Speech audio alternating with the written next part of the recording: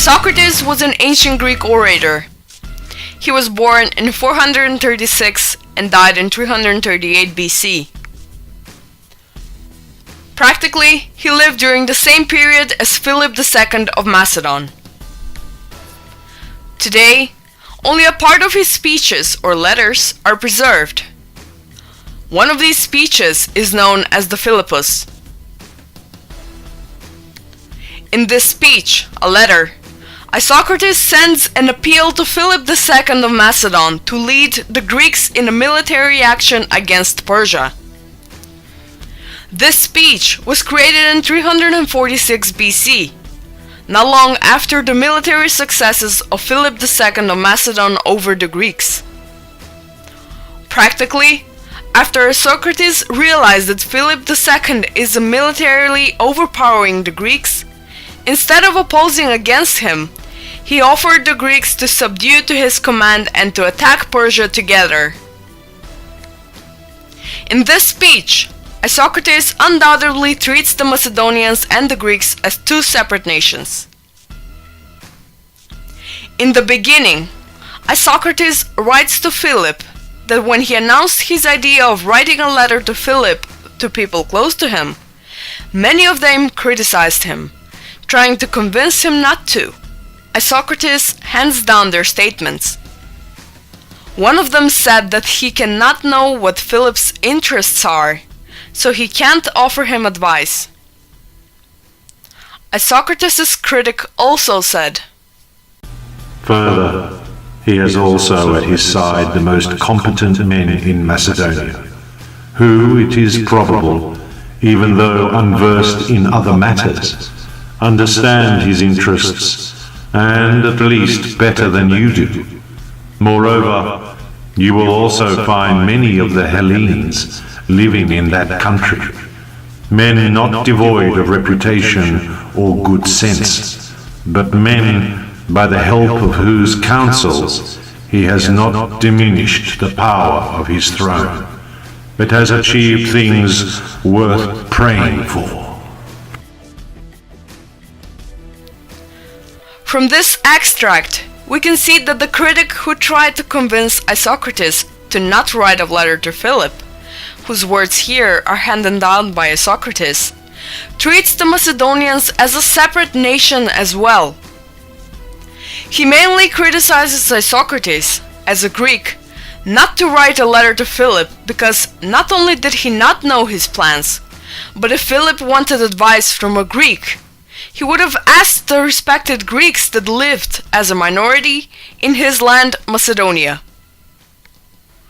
In the direct addressing to Philip, Isocrates writes, "I say that you ought to be the benefactor of the Hellenes, the king of Macedonia, and the ruler over as many barbarians as possible.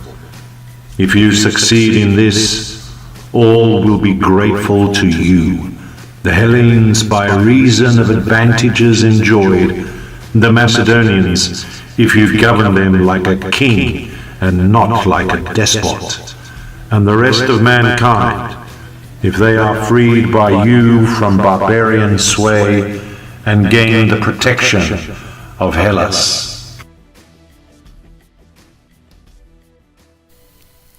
We believe that no further comment is needed for this strong separation of the Macedonians and the Hellenes.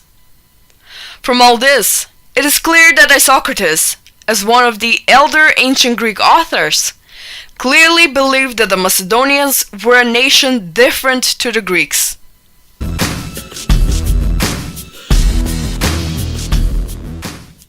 Marcus Velius Paterculus was a Roman historian. He was born in a wealthy family in Campania around the year 19 BC. As a young man, he served military service in Macedonia, Thrace, and several Greek areas, and from the year 4 BC, he served in Germania and Pannonia. He was promoted to praetor, but after that, he was accused of conspiracy and sentenced to death. He was executed in the year 31 AD. His historical work, titled Review of the Roman History, consists of 2 books, which describe the period since the raid on Troy to the years 29 to 30 AD. In the first book, passage 6, Marcus Velius Paterculus quotes the elder Roman historian Aemilius Sura, who mentions the Macedonians as a separate nation who, at the time, was the most powerful in the world. In the same first book, passage 11, writing about the events after the last Roman-Macedonian War, Marcus Velius Paterculus mentions the Macedonians and the Greeks, Achaeans, as 2 separate nations. He mentions the unsuccessful Macedonian rebellion against the Roman reign.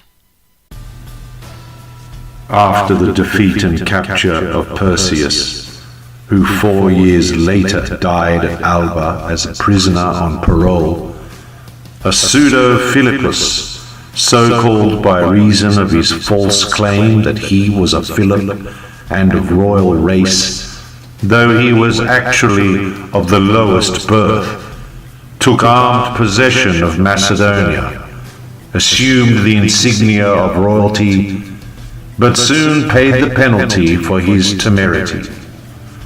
For Quintus Metellus, the praetor, who received the cognomen of Macedonicus by virtue of his valor in this war, defeated him and the Macedonians in a celebrated victory.